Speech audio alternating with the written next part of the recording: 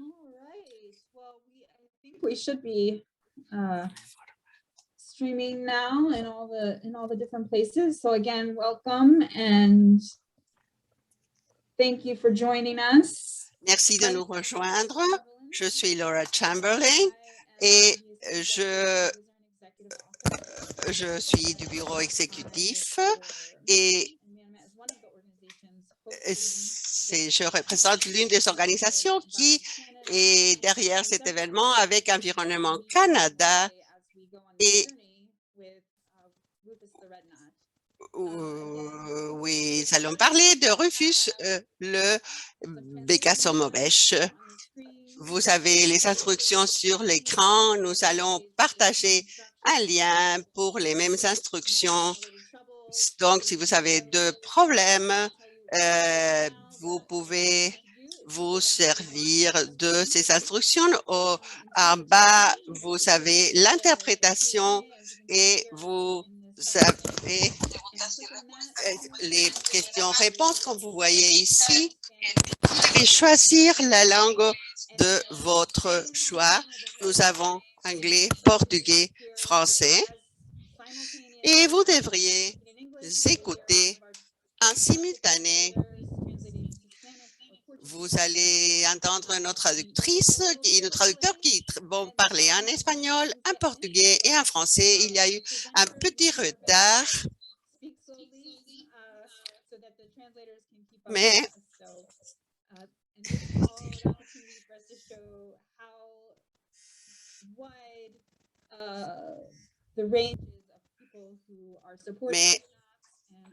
tous ceux qui nous appuient, je vais commencer ici. Je vais m'arrêter. Je vais donner la parole à Benoît et nous allons commencer. Merci. Je vous donne la bienvenue à tous à cet événement et un jour dans la vie du Bécasson maubêche. Ce jour est une célébration internationale et nous remercions de l'occasion pour créer de la conscience sur la conservation et nous invitons tous à récolter des données. C'est ce qu'on essaiera de faire ce soir. Comme vous pouvez voir, nous avons des personnes du monde entier. Si vous ne savez pas ce que c'est le Bécasson maubêche, bon, c'est dans des limicoles qui habitent près de l'eau, dans les plages et aussi dans les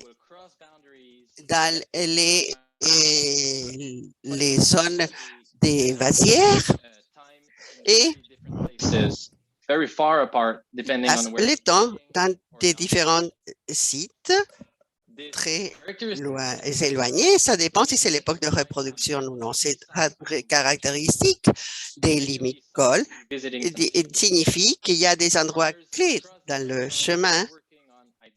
Beaucoup de ces sites nous seront visités ce soir et des collaborateurs partout en Amérique essayent d'identifier et préserver ces sites et qu'ils fassent partie du réseau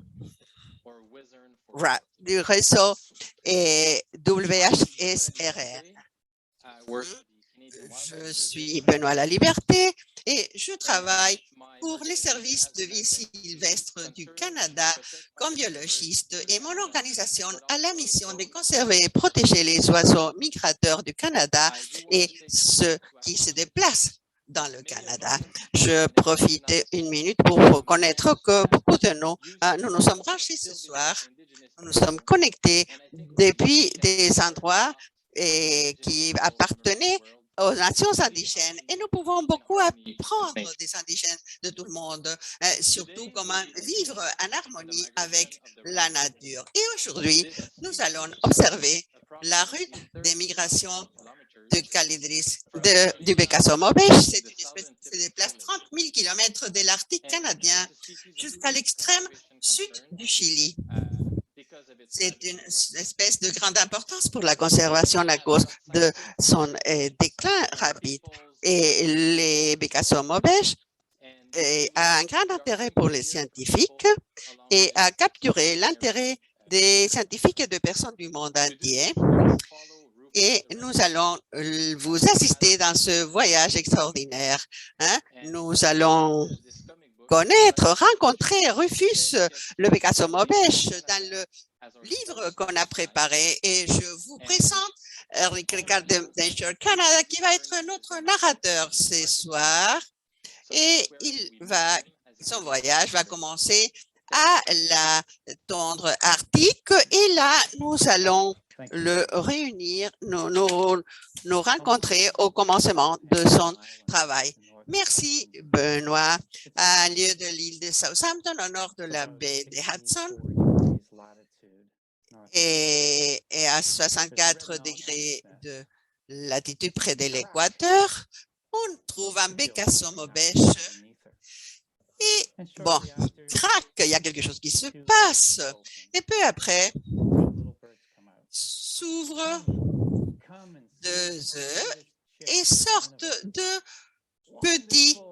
Mais ma chérie, viens voir les oisillons les plus tendres qui sont sortis. C'est merveilleux. Bon, ils sont très contents. Et maintenant, après l'éclosion, ils commencent à marcher. Ils vont vers l'eau. Et maintenant, ils doivent se submerger, les parents disent.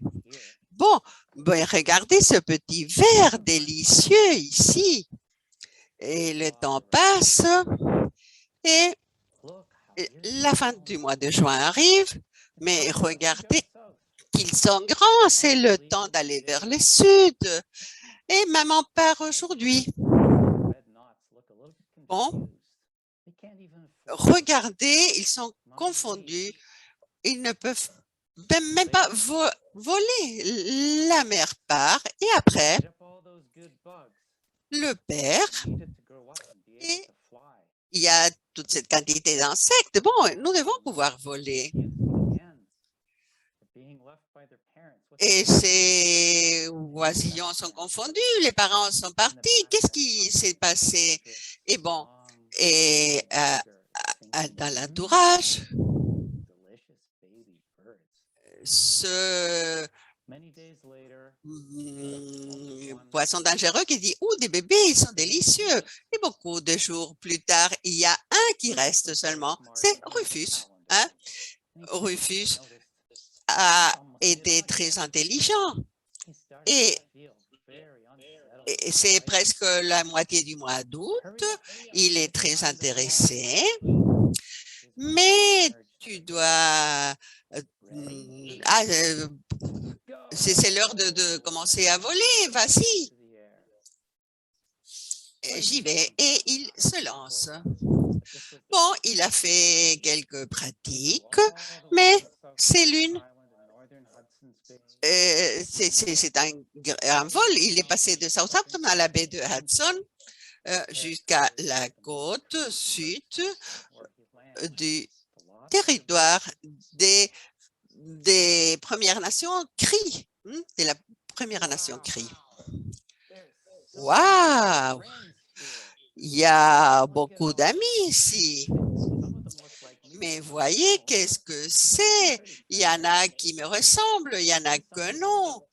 Mais bon, mais c'est un boni. Quelqu'un voit une forme dangereuse dans le ciel. Je sais que c'est en danger, mais c'est un faucon. Et maintenant, tous les limicoles se réunissent par des milliers comme une nuée qui se déplace pour échapper aux faucons. Donc, il y en a qui s'envolent par la baie de James pour s'éloigner, pour arriver à un territoire. Ouf! La menace temporaire est disparue. J'espère qu'ils aillent très loin. Rufus.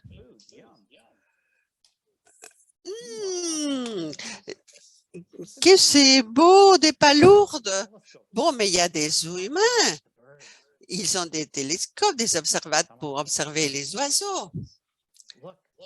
Et il y en a qui disent, bon, mais il y a ici des bécassons mauvaises. Et une partie de l'équipe dit, ah, ils ont des petits drapeaux. Rufus ne se rend compte qu'il y a des personnes qui l'observent, mais il voit qu'il y a un petit drapeau dans la patte de l'un des amis. Et alors, dans la colline, ils sont en train d'installer une antenne et on dit que lorsqu'un oiseau avec des émetteurs sont prêts et dépistés par le récepteur, et les récepteurs, c'est une antenne Motus. Bon, on arrive maintenant au premier site de la soirée, James Bay, et je devrais vous dire qu'il y a but also their migration route. The Rufus subspecies is considered endangered in Canada, threatened in the United States, qui and it is of conservation concern sont across un very problème, c'est des problèmes de conservation dans différents pays de l'Amérique. La population est estimée à 50, The decline is estimated at 70 to 80%. Et on attend, et nous craignons qu'il y ait moins encore. Alors, je voudrais maintenant vous présenter le premier orateur. J'invite John Turner de la nation Cree pour prendre la parole et nous parler sur cette partie du monde. I'm speaking to you from Moose Cree First Nation, Bon, located on an island in the Moose River, Moose Factory Island, approximately 15 kilometers from James Bay. So we're located right at the very bottom of James Bay. The coast of James Bay has always been and continues to be la important. côte de James Bay est toujours importante Transportation, traveling, hunting for pour des problèmes de transport. spring and the fall migrations. It's always been Je sais ce que c'est. continues to be, and there's preserved or frozen for further use. In recent years, Moose Cree has been working with outside NGOs, non-government organizations, on a project. Différentes organisations ont un projet pour la protection. Our intention is to protect the coast of James Bay from industrial. L'objectif est de protéger la côte de James Bay du développement industriel. Nous reconnaissons que cette côte est un point important pour les oiseaux migrateurs comme le bécasson mauvais. En même temps, cette côte est importante par des questions culturelles. Donc, nous comprenons que l'environnement sain est important pour les gens aussi. La communauté travaille sur les terres en incluant la baie de James. On est près à 90 km de usines dans la côte. Donc, la communauté veut être partie de ce nouveau processus de protéger la côte pour les oiseaux migrateurs. Beaucoup de personnes pensent qu'ils sont responsables de la protection de leur propre terre. Et on dirait qu'à cette instance, l'intérêt de la communauté est de protéger leur terre pour protéger certaines terres comme habitat.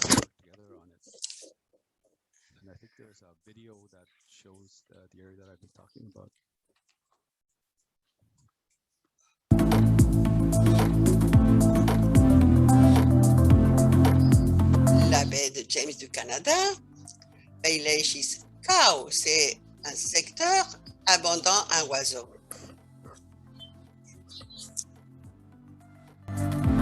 Voilà, listo. ¿Está? Hola. Bon, donc, alors, ces oiseaux, il y a 5000 à peu près.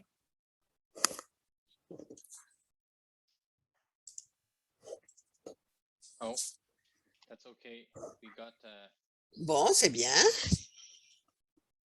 a little bit of a technical issue, but I guess Nous avons un petit problème technique, mais il y a une idée de quel est l'aspect de la baie de James. Et avant d'aller au Canada, nous allons passer à un autre lieu qui a un rôle similaire à James Bay. C'est l'archipel de Mingan et ces deux endroits sont importants pour les bécassons mauvaises, mais surtout pour les oisillons. C'est l'un des premiers arrêts de cette émigration. Et c'est là qu'on va aller rencontrer Yves Auvry, un biologiste qui travaille avec cette espèce depuis des années. Et je crois que, bon, il y a une courte vidéo pour nous pour présenter l'archipel de Mingan. De Mingan.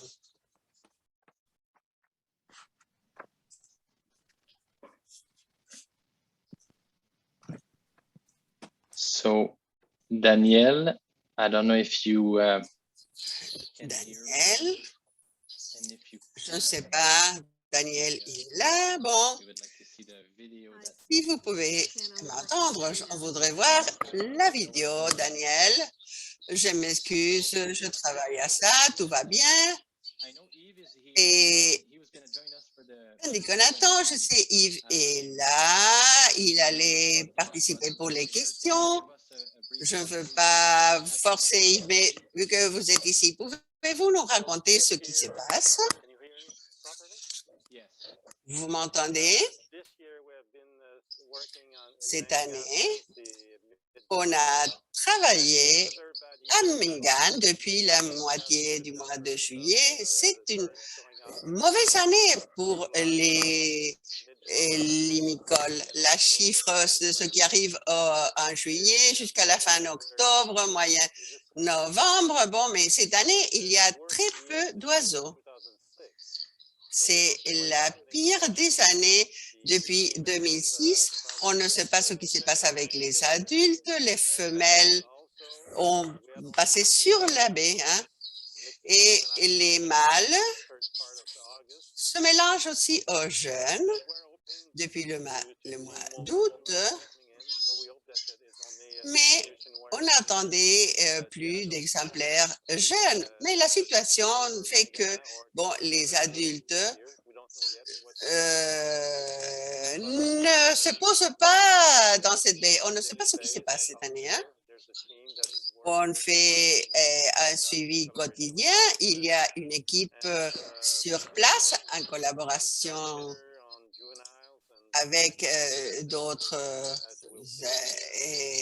associations, mais on va aussi mettre des transmetteurs sur les jeunes oiseaux pour comprendre le mouvement, comme vous allez voir sur la vidéo. Limestone formations that have been eroded Et since the last ici, il y a des pierres calices, des formations diverses qui créent de monuments naturels magnifiques. Il y a aussi des terres et des strands et avec une grande quantité de vie marine. Et ces îles sont un arrêt très attirant pour les oiseaux, surtout pour les limicoles à migration. Il y a plus de 20 espèces observées périodiquement. L'organisme les organismes qui mangent les limicoles sont abondants dans tous les environnements. On voit qu'ils habitent d'algues, ils vivent d'algues, des gastéropodes, dans les estran. Et aussi, il y a de petits mollusques dans les eaux depuis 2006 qu'on fait le suivi des espèces pendant la migration après l'alimentation. Et il y a un déclin général des espèces controncées. Et on fait beaucoup d'attention aux bécassons mauvaises en collaborant dans les deux Amériques pour comprendre ce déclin de l'espèce depuis les années 80. Pour documenter ce qui se passe avec les espèces, on capture des exemplaires individuels, on les transfère dans des cages et il y a une équipe de collaborateurs compétents qui prennent de notes, qui les mesurent. And mark them. A coded flag makes Ils it les marquent. On peut les identifier par ce petit drapeau à distance sans besoin de le recapturer. La couleur du drapeau signale le pays de provenance et quelqu'un qui le voit nous permet de voir les routes d'émigration et cela nous montre ce qu'on peut faire pour la vie des espèces. Il y a des différentes routes qui s'emploient pour faire le suivi. Il y a des émetteurs qui transmettent des signaux satellitaires ou de réseaux lointains avec des centenaires d'antennes distribuées dans les deux Amériques. The Mega Archipelago is privileged because it hosts C'est un privilège à cet archipel parce qu'il y a des oiseaux qui commencent à augmenter de taille et qui sont un potentiel pour la récupération de l'espèce. Et les habitats des premières années de leur vie avant de retourner à l'Arctique pour la première couvée. Et c'est cela. Et l'archipel est un site de repos important et les oiseaux sont loin de la côte, sur les rochers. Les mécassons mauvaises vont vers l'Amérique du Sud, jusqu'à la Terre du Feu. Dans les travaux de Monumental Planet Change Canada, vont contribuer, nous pensons, à récupérer cette espèce. All right. So, Très bien.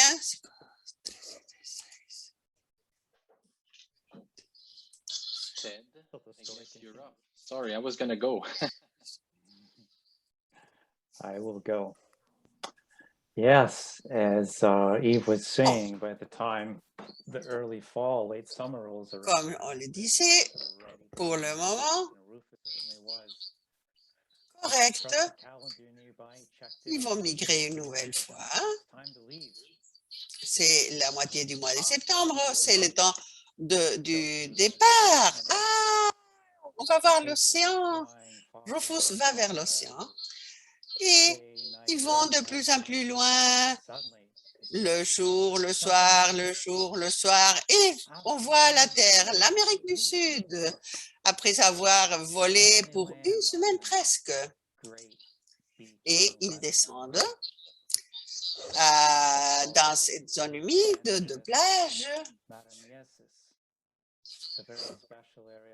Et c'est dans la partie du Maranhão, un secteur très particulier de la côte du Brésil.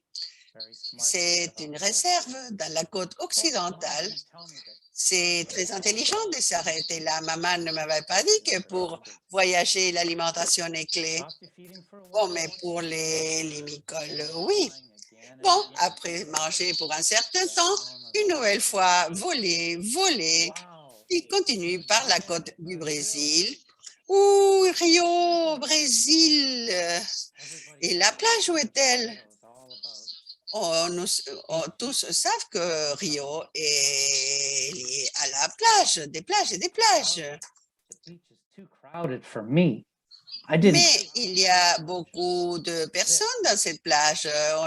Je ne suis pas déplacé jusqu'ici pour trouver ceci. À la plage, il y a des chiens, des gens. Ce n'est pas un endroit sûr. Donc, voilà, c'est un bel endroit ici. Des pêcheurs qui disent: Ah, nos olhos pássaros. Entendez les oiseaux, hein? All right. So as red knot leave North America, Bon, they undergo one of the longest en stretches quittant l'Amérique du Nord, without the opportunity to stop and il y a l'un des secteurs plus importants de migration sans pouvoir s'arrêter pour s'alimenter. Donc, une fois arrivé à la côte du Brésil, ils trouvent beaucoup d'aliments, ce qui est très important parce que, comme vous voyez, la vie du bécasson maubêche a beaucoup à voir avec ce qu'il mange. Et il garde de la graisse comme réserve pour l'époque des grandes migrations. Donc, comme Ted disait, ils peuvent voler de 6 à 7 jours même sans s'arrêter. Just to give you a Et comparison, bon, the reserves that they pour vous donner une comparaison, bon, les réserves qu'ils gardent, ça équivaut à 60 grammes, une barre de chocolat, on dirait.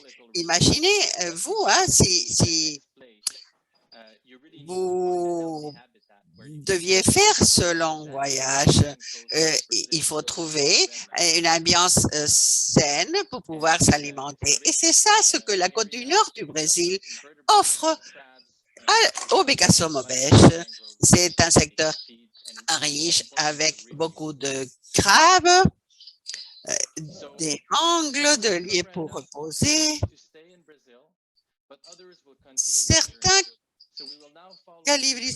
Certains bécassons maubêches restent au Brésil et il y a d'autres qui continuent le voyage. Et nous allons suivre Rufus qui ira vers l'Amérique du Sud. Ils ont été très peu de temps à la plage. Ils n'ont jamais eu de temps pour rester. Ils ne peuvent pas parce que Rufus doit rejoindre d'autres oiseaux de toutes les Amériques à la Terre du Feu, le point plus au sud du Chili. Ah, c'est la fête, on dirait. Mais c'est froid ici. Rufus, il voit quelqu'un, il le reconnaît. Je ne veux pas vous déranger, mais est-ce que vous êtes Mombert? Vous êtes? Oui, c'est moi. Mombert est un limicole très reconnu qui a volé dans sa vie un équivalent de la distance à la Lune, aller et retour. Dans 20 ans de migration de l'Arctique canadien jusqu'à la Terre du Feu, pour Rufus, Mombert est le super-héros plus important de tous. Mais il est très humble, c'est pour cela qu'il survit très bien. Je ne suis pas seulement un héros, je suis un limicole qui vole beaucoup. Mombert est très humble, mais il peut élever un peu le profil pour la conservation. Comme tu disais, c'est l'un des bécassos maubêches plus vieux que nous connaissons. On lui a mis la bande, le drapeau en 1995 et on l'a rencontré en 2014, donc il a 21 ans d'âge. Et maintenant, Carmen du centre Bahia Lomas va parler. Il travaille dans un secteur dans lequel Rufus et Mombert étaient ensemble. Carmen, est-ce que vous pouvez nous parler de Villa Lomas? Bueno, contarles a todos que este sitio se ubica, como dicen, à l'extrême extrême de l'Amérique du Sud, il y a du Chili à un pas de l'Antarctique et ici, à Bahia Lomas, à la fin du mois de septembre, toutes les années arrivent des grenouilles, des bécassons maubêches, comme nous les appelons, et ils ont... Et Bahía Lomas, l'important, c'est que ici, on concentre 50% de toute la population qui arrive en Amérique du Sud. Et je veux vous dire aussi que cette année, au mois de janvier, nous avons recensé 12 200 bécassons mauvaises dans cette baie et une quantité assez importante. Mais bon, vous dire ceci et vous laissez cette vidéo pour que vous rencontrez quelque chose vite.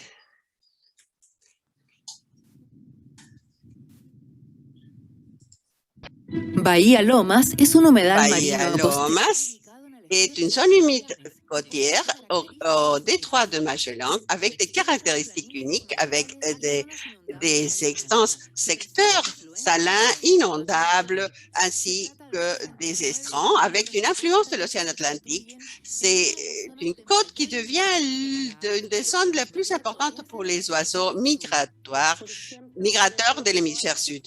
Par exemple, pour l'Arctique qui voyage près de 5000 kilomètres de l'Arctique seulement pour s'alimenter. C'est une espèce assez importante qui est un risque dans la plupart des pays pour d'autres espèces comme la barge hudsonienne. C'est le deuxième lieu d'importance en Amérique du Sud. Et il y a d'autres espèces qui n'émigrent pas seulement, mais qui ne se trouvent là que se concentrant en densité de 14 000 à 15 000 individus, comme c'est le Pimpinela austral. Il y a 17 ans que le centre Bahía Lomas et l'université de Santo Tomás, avec la collaboration d'institutions publiques et privées, des ONG locales et d'autres centres de recherche, développent des actions de conservation en 3 axes stratégiques: recherche scientifique, éducation environnementale et de manière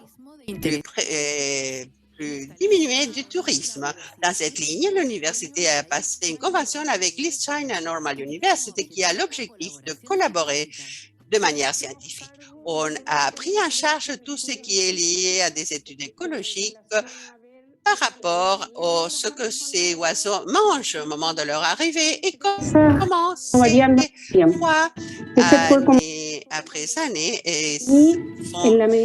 arrivent dans le temps. Ça, c'était l'idée au début. Et dans la mesure où nous avons établi des alliances et nous avons incorporé d'autres groupes, nous travaillons surtout dans le recensement d'oiseaux des limicoles qui ont fait toutes les années et qui nous montrent le comportement des populations.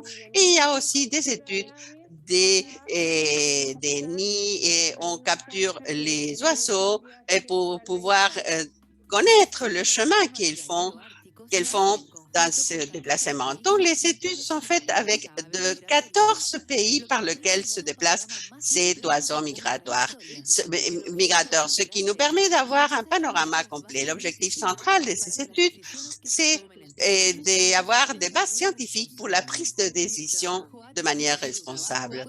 Et le travail a eu des fruits car vers la moitié d'avril 2020, Bahía Lomas a été désigné sanctuaire de la nature, devenant ainsi le sanctuaire le plus au sud du Chili. C'est une nouvelle qu'on a reçue avec joie et qui ouvre de nouveaux défis. Notre objectif principal est de créer un comité de gestion qui sera un groupe d'acteurs clés pour conserver ce lieu dans le temps et aussi pour mettre en marche l'administration et pouvoir mettre à jour le plan de gestion. C'est ainsi que le centre Bahía Lomas s'engage pour la conservation de ce site en pensant au présent et au futur.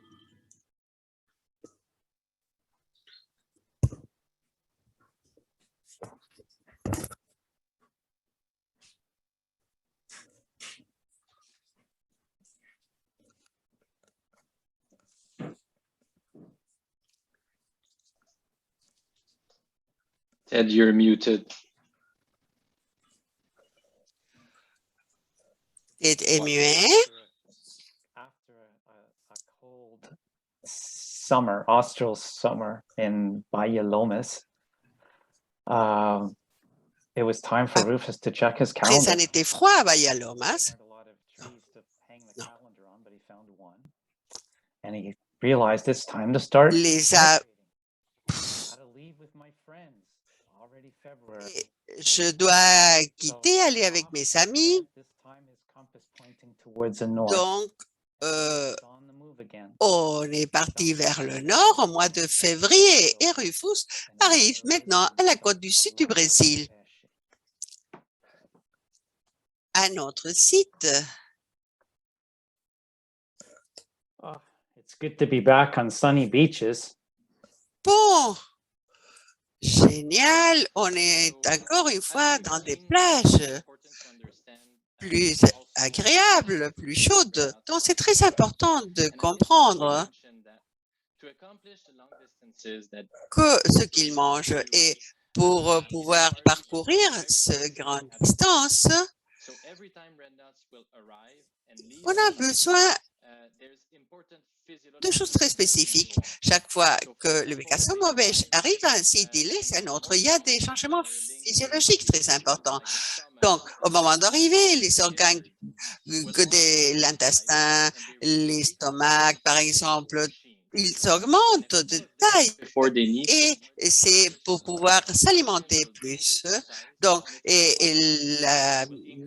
pendant la migration, ces organes diminuent de taille et il n'y a plus de muscles pour pouvoir ainsi faire ce déplacement au nouveau point d'arrivée.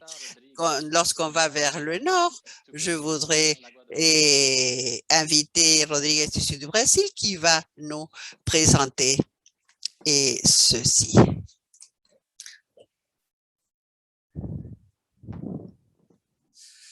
Olá, todos me ouvem?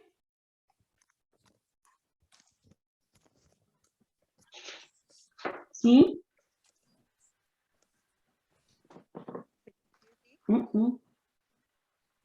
Benoît, me escuta? Yes. Bon, Não? on m'entend? I could hear you for a brief second. I could hear Je vous ai entendu pour quelques secondes.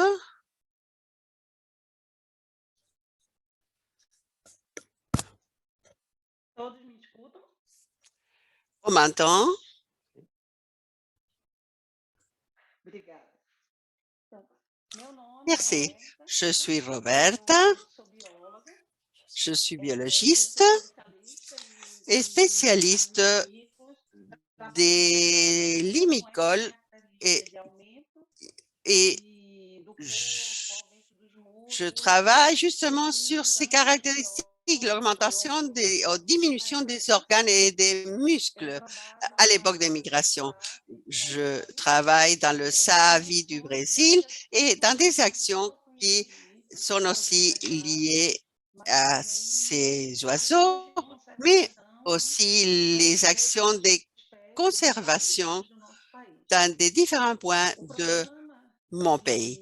Le programme d'oiseaux limicoles de SAAVI travaille de manière intensive depuis 2015 pour le renforcement de ces secteurs. Et le parc national de la baie du Pêche et en donnant soutien aux acteurs locaux et communautaires, cherchant toujours la protection et la conservation des lieux employés par ces espèces d'oiseaux. En collaboration avec Louise, on essaye de réunir des professeurs pour travailler et on essaye d'évaluer de quelle manière la communauté locale et les différents secteurs de la société dans les villes qui réunissent le parc national, comme les pêcheurs, par exemple, comment est-ce qu'ils perçoivent l'importance de la conservation de ce parc national de Lagoa do Peixe. L'approximation à la communauté locale nous montre des aspects très importants, nous font penser dans les plusieurs chemins qu'il faut parcourir pour garantir la qualité de vie des oiseaux et de personnes. Héloïse Silva, que vous allez voir d'ici peu, c'est l'une des personnes qui habite dans une ville entourante et qui travaille dans la conservation de Lagoa do Peixe. C'est fascinant de voir des oiseaux comme le bécasson beige donnent lieu à des actions dans les communautés et des différentes personnes au long de la côte. Tous sont responsables du succès de la migration, chacun à partir de petites tâches de conservation dans les différents points et à partir de l'alimentation des oiseaux. On peut passer la vidéo, s'il vous plaît.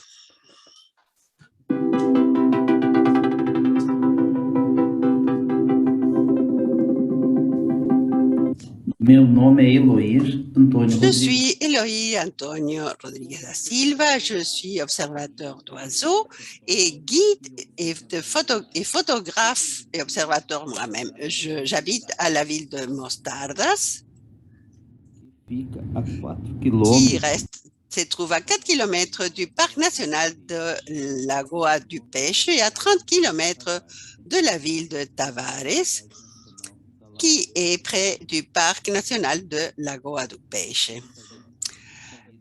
Le bécasson beige fait venir des observateurs d'oiseaux du monde entier pour photographier et contempler les grands nuées de cette espèce qu'on peut trouver dans la plage et la barre de la Lagoa do Peixe. À 10 minutes de Mostardas au Tavares, on arrive au parc national de Lagoa do Peixe et 15 minutes plus tard, on arrive sur les côtes où on trouve les grands groupes de bécasson beige. Et donc, les gens commencent à photographier et à contempler tous ces nuées de bécasson beige. Et ceci se passe au mois d'octobre et novembre, qu'ils ont un arrêt obligatoire à ce parc national dans la recherche d'aliments et de repos aussi.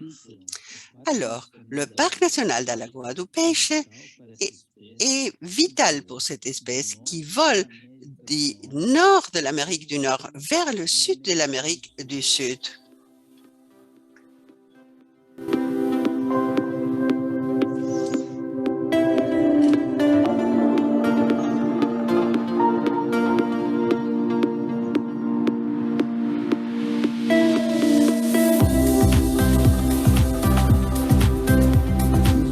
da espécie ainda vão voar. Cette espèce, certains vont encore aller vers le sud, vers la Terre du Feu, où ils commenceront à faire le retour pour arriver vers le nord au parc national de Lagoa do Peixe vers la fin de février, en restant là pour le mois de mars et avril, et pour recommencer le voyage vers le nord et Canadá, pour arriver à Alaska et le Canada, où ils vont se reproduire.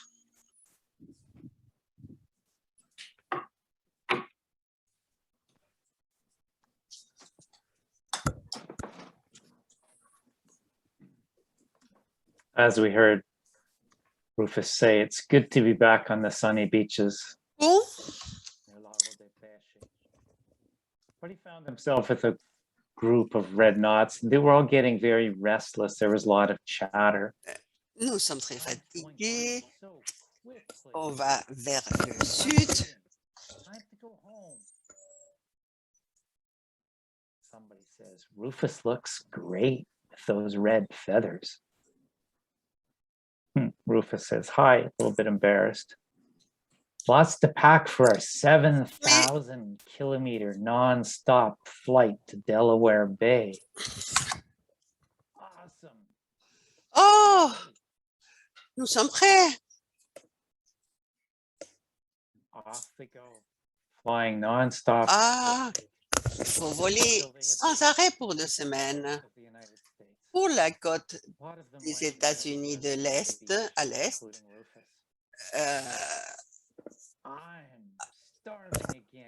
je meurs de faim une nouvelle fois. Plusieurs fois, on connaît la routine. Hein? Bon, waouh, quelle quantité d'oiseaux! Oh, regardez ces oiseaux.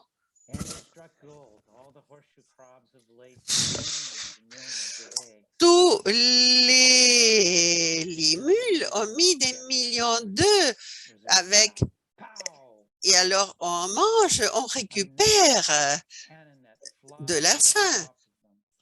Et après, on retourne. Oups. Oh, ouch. Bon, The nod, tranquille. but warm hands start removing them from the Oh, nest. et les oiseaux sont désespérés, mais bon, on va le calmer. On ne va pas te faire du mal. Tranquille. On va mettre les bagues et les drapeaux. Hein. Donc, on va les peser et on va les mesurer. Et certains reçoivent des transmetteurs et refusent. Pensent, oh, je suis ici comme Moonbird. Rufus imagine qu'il est un super-héros. Alors, même si Rufus s'est arrêté, et à Delaware Bay, il y a d'autres districts aux États-Unis à la côte Est pour d'autres groupes qui font un trajet similaire. Donc, ce soir, nous allons vous présenter Abby Sterling, les... who's the director for the Georgia Byte. Je vais inviter Abby, qui dirige Manomet, qui va nous parler de ce nouveau site. Merci, je suis très intéressée d'être ici, très enthousiasmée et viens d'écouter beaucoup d'amis. Je travaille depuis longtemps à Manomet, une initiative de conservation des limicoles, et Delaware est très connu au sud des États-Unis. C'est aussi très important pour nous tous, et on reçoit d'aliments suffisants ici, dans cette partie des États-Unis, pour arriver ici. Et vous voyez que la baie de Georgia est critique pour le Bécasseau mauvais et d'autres oiseaux limicoles. Et dans d'autres sites, même en incluant les Georgia, il y a plus de 400 000 oiseaux qui se servent de ces secteurs toutes les années, et même un tiers de la population. Il y a beaucoup de collaborateurs qui travaillent avec nous pour orienter la conscience et la capacité et protéger ainsi les oiseaux qui arrivent à la région. Ce qui est important pour ces oiseaux. Et aujourd'hui, on va écouter l'un de nos collaborateurs du département de Georgia, de la Géorgie, et qui va parler de ces sites où on peut trouver ces oiseaux dans ce voyage incroyable. Is a geographic region on the southeastern Georgia Atlantic. Barriers est une région géographique sur l'Atlantique aux États-Unis Down to Cape qui Canaveral, probablement and the main area that se we're trouve today is the les secteurs Georgia and South Carolina. dans cette partie de la ligne de côte de la Caroline du Sud, dans les Georgia Barrier Islands, dans cette région. Et cette ligne de la côte de Saint-Mille qui comprend 14 îles et Salt marshes, bright green Spartina, ce sont des différentes îles. inlets, sandbars, and mud flats. Along the Les Georgia oiseaux. Islands, many partners and collaborators work hard Ici, il y a beaucoup de collaborateurs places that red knots and other migratory. qui ont été engagés pour la protection de ces sites. Here, Fletcher Smith of Georgia Department of Natural Resources Et is looking at what the red knots are eating. ici, et quelqu'un du département de ressources naturel est en train d'observer l'une des choses plus intéressantes qu'on a documentées et que nous avons une grande quantité de mouvements dans la côte. Il y a les oiseaux qui arrivent, qui se concentrent dans l'une des îles. Et là, ils trouvent des palourdes pour s'alimenter, mais aussi les limules et tous les oiseaux vont vers la même ressource. Donc, et il y en a qui s'y alimentent dans d'autres îles. Et c'est un secteur où le calibris augmente de poids ici et crée de la graisse aussi dans son corps pour pouvoir ainsi arriver à l'Arctique. Dans la longue distance, les calibris, les bécassons mauvaises arrivent à la Terre du Feu et arrivent la première semaine de mai. Ici, quand on commence à les voir, les migrants, donc on sait, parce qu'ils ont été déjà marqués avec les petits drapeaux orange ou rouge. Mais on le voit vers la première semaine de mai souvent. Et on voit d'autres oiseaux migrants des oiseaux migratoires de longue distance. Et ils s'alimentent des limules dans ces côtes. Et il y a un site où depuis des années était très bon pour les bécassons mauvaises. Et pour les limules, mais il y a d'autres facteurs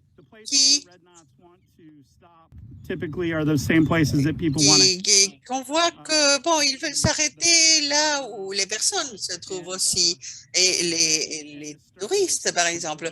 Et c'est une perturbation pour les oiseaux qu'on peut finalement se trouver éloignés des ressources.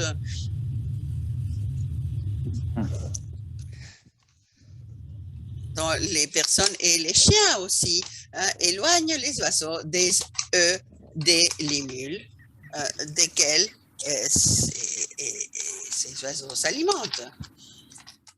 Donc, on essaye de créer de la conscience dans la population.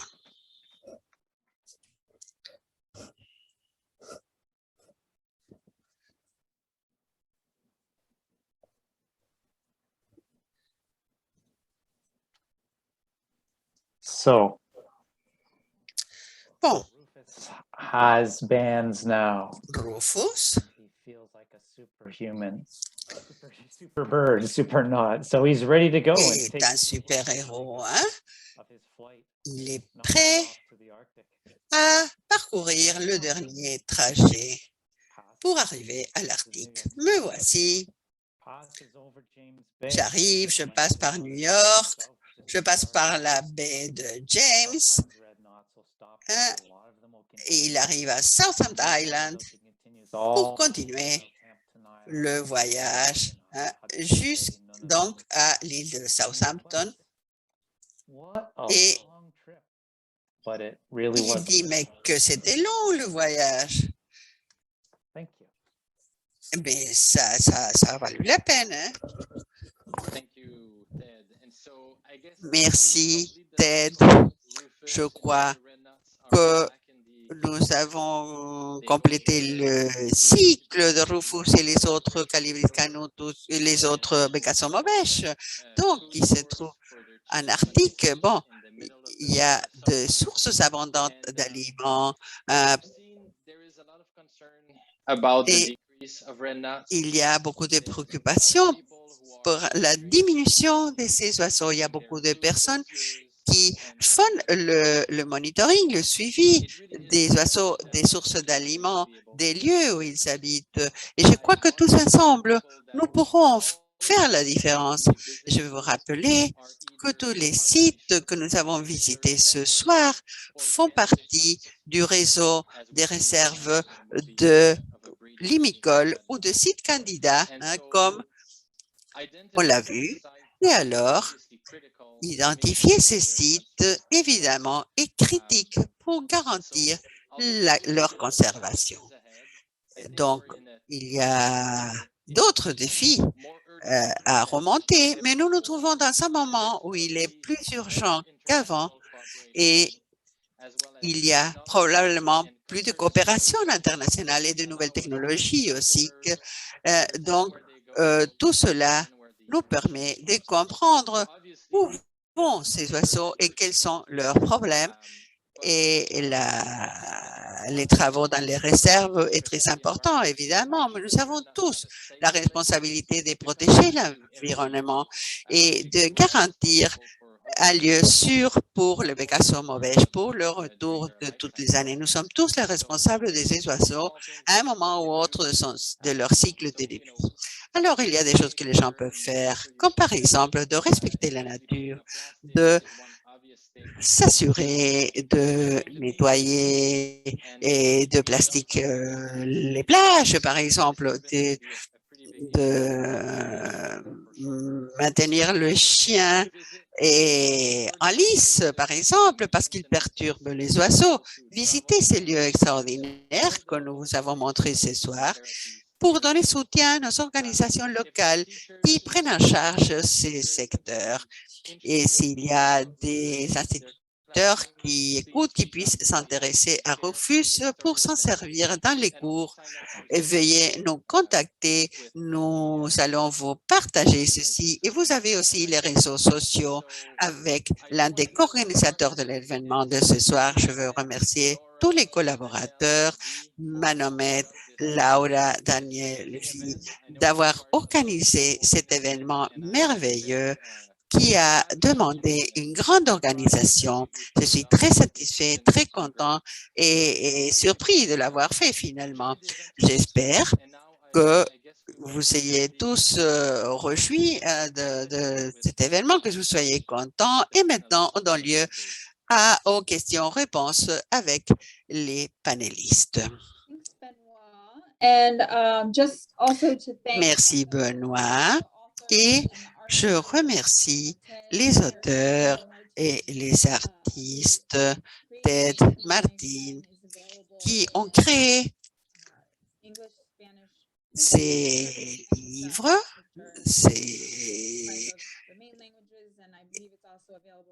et se trouvent en d'autres langues, en espagnol, en néerlandais, en français. Je remercie les collaborateurs et de nous avoir permis de partager ce livre. Et maintenant, on va voir s'il y a des questions. So Abby, I have a question here for you. Bon, il y a une question. Are they still harvesting horseshoe crabs for medical research? Does COVID-19 affect this harvest? Êtes-vous en train de... Si on récolte les limules, cela va être compliqué. Ça va compliquer les choses, oui. En Caroline du Sud, on les emploie pour faire de différents produits. Et ceci se passe ici, ainsi que dans d'autres aussi de la côte Est. Et il y a une autre question aussi. Ceux qui travaillent en observation pour gérer ces menaces dans toute la côte. Et bon, il faut faire un effort pour essayer de créer de la conscience et travailler avec l'industrie pour trouver des alternatives synthétiques, des composés dérivés des limules. C'est très important d'essayer de faire ce changement. On l'emploie par exemple pour des produits pharmaceutiques. Bon, merci. C'est l'une des questions plus importantes. Mais Another question we have, and I'll kind of. Bon, il y a une autre question ici. Je la laisse ouverte pour les biologistes. Le bécasson mauvais migre par rareté d'aliments? C'est ça la question.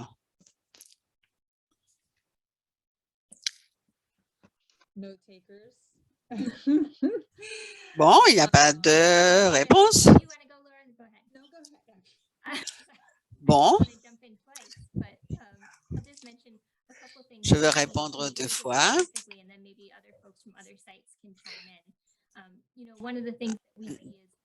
À la Géorgie et ailleurs, hein, c'est bon. Qu'on voit, c'est que certains des oiseaux migrants de longue distance arrivent pour un court terme, mais il y en a d'autres oiseaux aussi qui parcourent une distance plus courte, qui arrivent jusqu'à la Floride. Donc, mais les ressources alimentaires sont différentes dans les différentes espèces. Par exemple, des palourdes dans les plages. Et quand les mules apparaissent, commencent à consommer cela, ils mangent les œufs. Hein. Il y a des stratégies différentes qu'on emploie et on observe les oiseaux marqués et bagués pour pouvoir les identifier.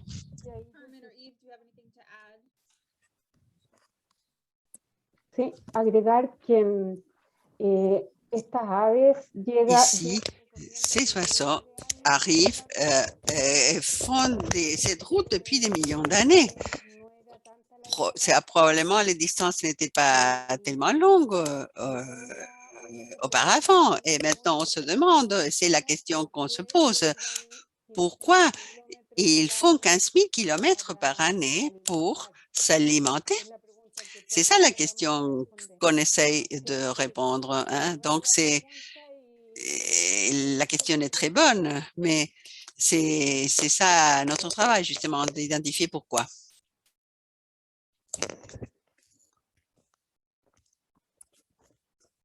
All right, and I'll just, while I pull up our next question, I'll say that Ted, our La prochaine question, Ted.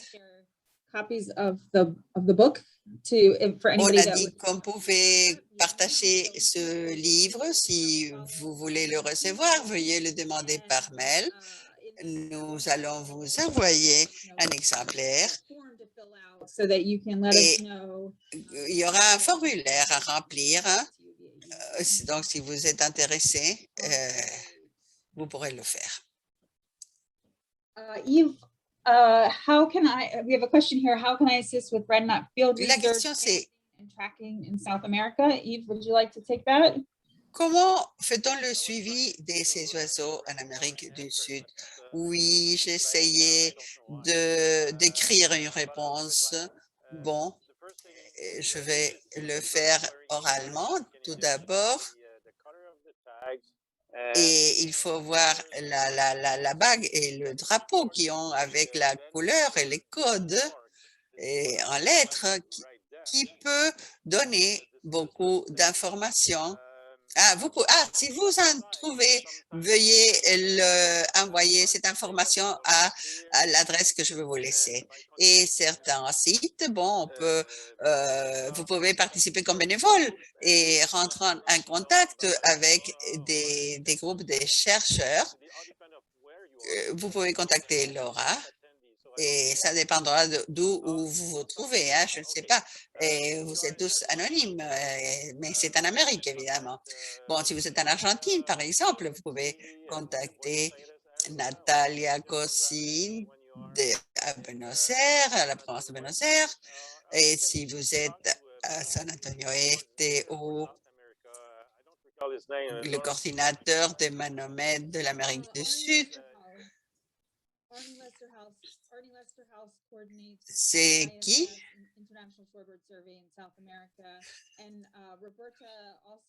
Et Roberta, qui correspond au Brésil.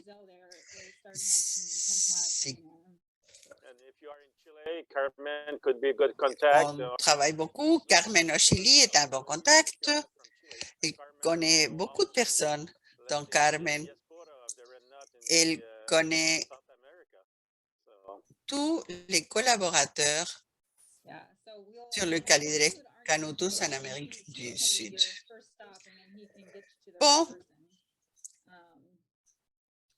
on peut commencer par Carmen et après arriver à la personne correcte. Voyons si nous avons une autre question. Nous voyons le changement climatique qui a un impact sur ces oiseaux. Le Canutus bénois, vous voulez répondre? Bon, oui, à l'Arctique, l'effet plus important serait probablement là, à l'Arctique, où il y a des problèmes de synchronie, ce qui veut dire que les oiseaux sont habitués à voler dans une période de temps qui arrive à l'Arctique et là, ils mangent quelque chose et cela coïncide avec des mouches ou des invertébrés donc qui servent d'alimentation. Et on voit qu'il y a un changement de ces cycles. Si ceci se fait plus tard ou plus tôt, ça veut dire qu'au moment de closion des oisillons, il y aura ou il n'y aura pas de repas ainsi. Et c'est la même chose avec les limules. S'il y a une différence et les limules n'émergent pas lorsque le bécasseau arrive à un point déterminé de ses côtes. Donc, les oiseaux ne peuvent pas obtenir les ressources nécessaires et sans pouvoir produire de la graisse nécessaire pour le reste de la migration. Ça, c'est l'effet plus important. Hein? Le mix-match entre la synchronie de l'éclosion des œufs ou les ressources alimentaires pour la migration et aussi et pour la reproduction. Hein?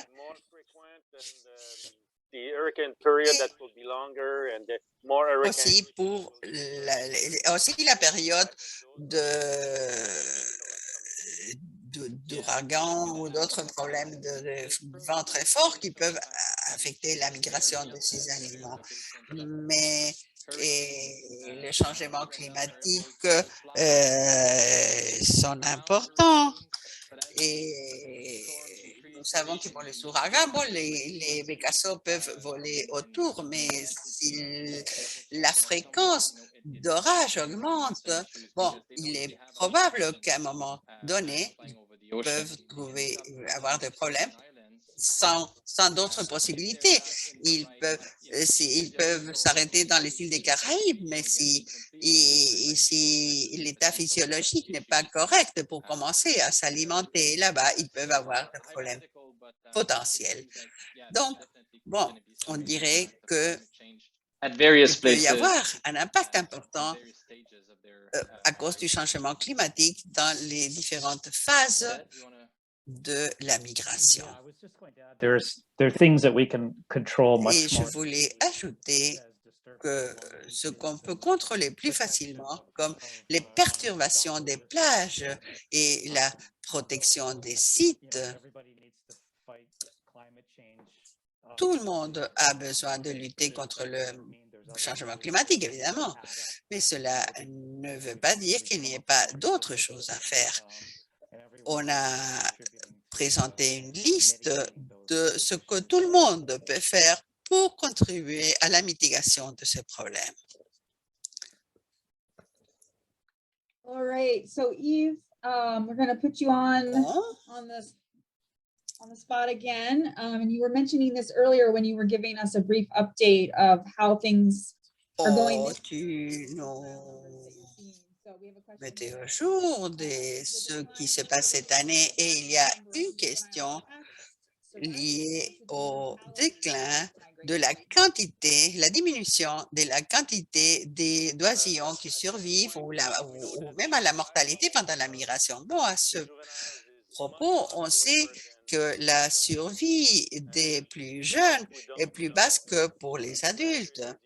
Ce que nous ne savons pas, c'est où se trouve la partie plus importante où cette mortalité a lieu. Nous ne savons pas si c'est entre la reproduction et le premier arrêt ou dans le premier long trajet de voyage vers l'Amérique du Sud ou vers les secteurs côtiers des Caraïbes. Et c'est pour cela qu'on étudie de marquer plus des jeunes comme l'un des objectifs de ce programme pour pouvoir comprendre ce qui se passe avec les exemplaires plus jeunes. Mais on n'a pas eu de succès et la technologie est toute récente pour mettre les transmetteurs individuels. L'année dernière, on a eu un oiseau au Venezuela qui est resté depuis décembre dernier, qui encore reste là-bas. La semaine dernière, elle était là-bas et en vie, on dirait. Donc, on voudrait répondre ceci, mieux comprendre ceci dans les prochaines années. Mais on sait que les exemplaires jeunes passent les premières 2 années de vie dans des latitudes sud et parfois peuvent rester même 3 années. Donc, c'est quelque chose qui n'est pas très clair pour nous. Et dans ce point, on sait que le taux de survie est très bas et qui couvre la mortalité aussi d'adultes et bon, on essaie de récupérer l'espèce, on essaie de comprendre tout le processus. Je ne peux plus vous dire, mais bon, mais il y a 20%, je crois, de survie. Et au moins, c'est des chiffres qu'on garde pour les jeunes. Il y a quelques questions sur comment on peut participer pour comprendre ceci. On va redonner, même pour mettre de l'information sur tout ce qu'on fait pour le suivi. Une question ici intéressante, c'est si on peut informer une partie sur la recherche. Bon, je ne sais pas, mais je sais que les efforts de conservation, bon, pour ceci, il y a un site où cela se passe. Dans ce site, c'est très important. Et on essaye d'aider dans les recherches. Je sais qu'à Bahia Lomas, on a vu qu'il y a beaucoup d'oiseaux, d'autres espèces aussi.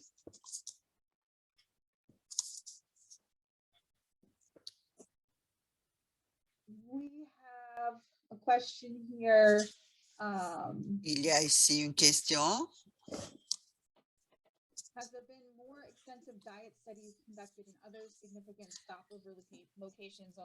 On a étudié les diètes dans d'autres points d'arrêt de ce trajet de migration.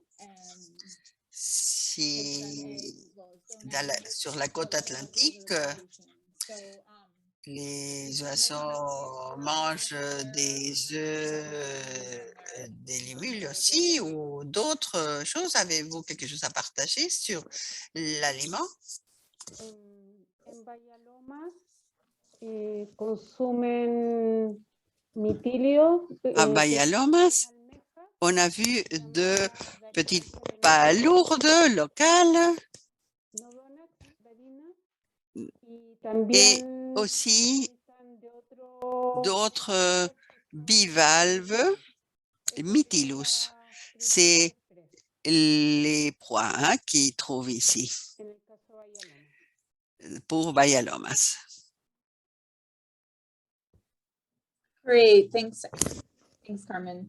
And I've also seen a Merci, couple of Carmen.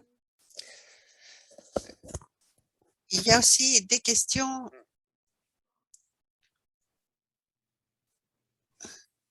I've also seen a couple of questions that have been, some of them have been answered. But if you haven't seen all of the answers, Il y a des questions qui n'ont pas encore été répondues.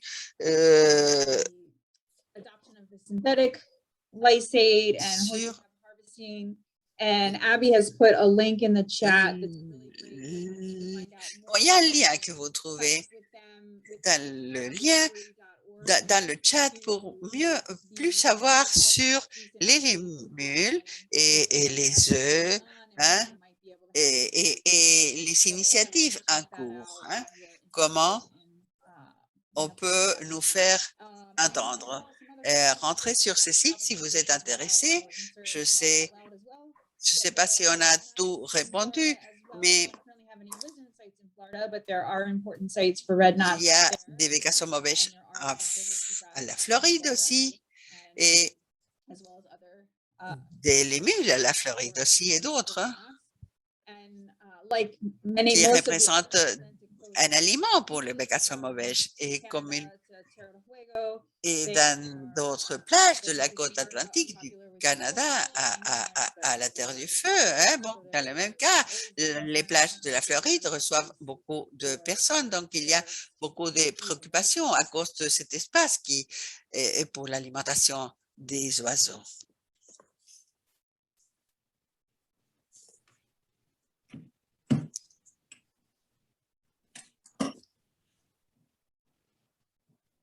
So we have another question here. Do you feel U.S. Fish and Bon, Wildlife il y a une autre question ici.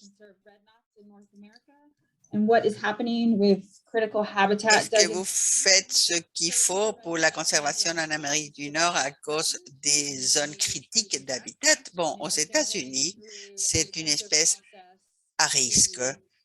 On fait recovery plan and species assessment. tout And right now, un travail de coopération et d'évaluation des espèces et maintenant on a ouvert des commentaires et jusqu'au 30 septembre.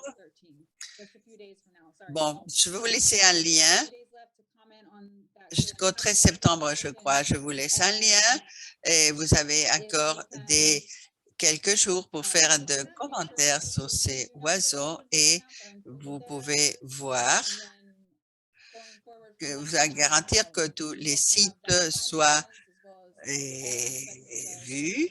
Et bon, il faut étudier les plans qu'il y a. Je sais que beaucoup de nos collaborateurs travaillent beaucoup pour assurer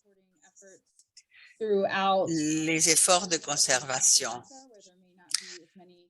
Et surtout aussi en Amérique du Sud, où il peut y avoir moins d'opportunités de conservation. Il y a beaucoup de travail qu'on fait, beaucoup de personnes, beaucoup plus de ce que vous avez rencontré aujourd'hui. C'est un petit échantillon. Je sais pas quel est le total de collaborateurs, mais ils sont beaucoup. Hein.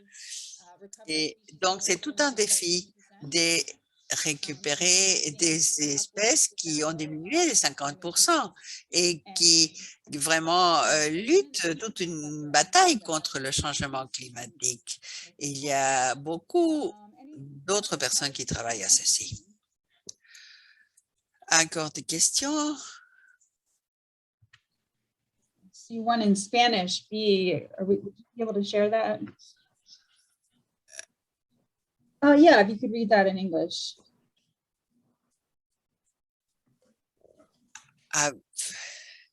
Avez-vous observé un autre lieu où la migration n'est pas appropriée à cause du manque de repas, par exemple, et le comportement des migrateurs qui puissent changer à cause du manque de repas?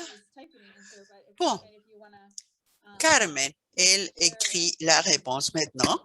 Si vous voulez partager, j'aimerais bien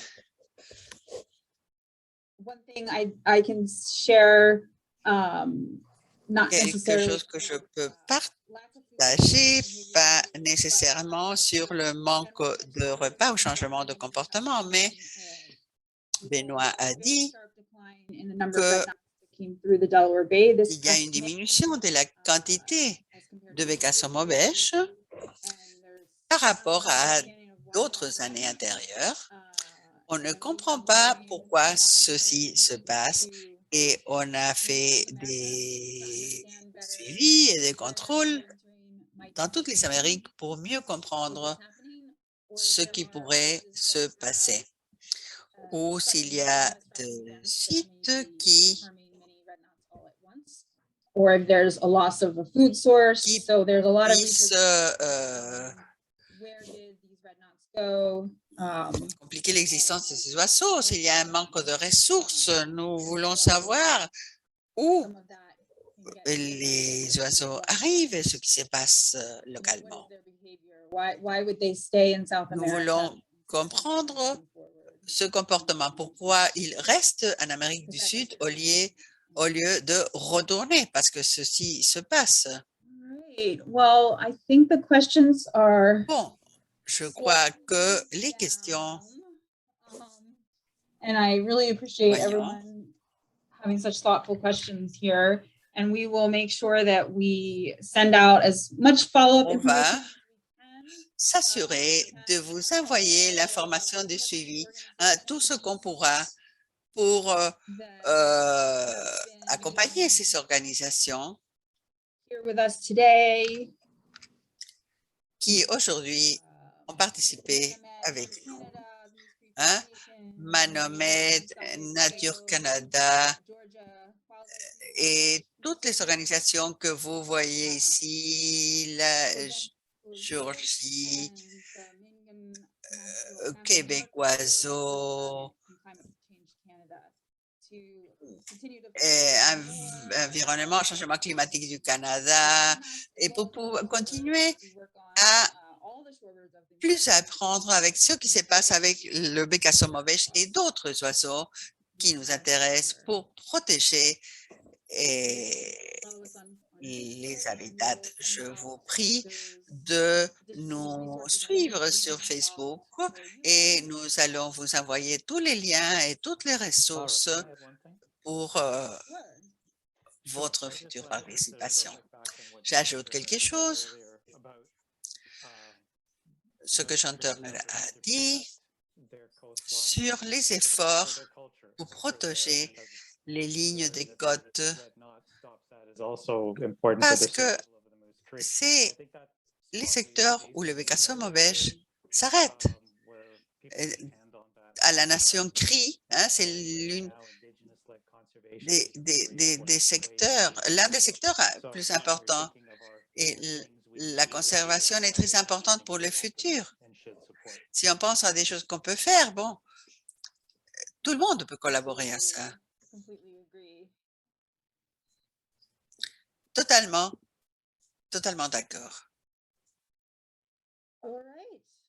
Bon,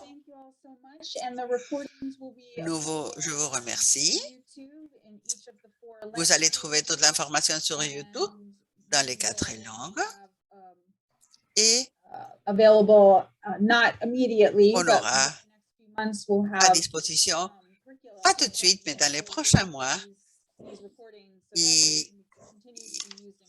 il y aura du matériel pour qu'on puisse l'employer pour des cours. Je remercie tout le monde. J'apprécie votre temps. Oh, and happy World Shorebirds Day. That's why we're doing this. Et c'est le jour, la journée mondiale des limicoles et on fête ceci toujours. Excellent. Laura, merci tout le monde. Merci d'avoir participé. Merci aux panélistes.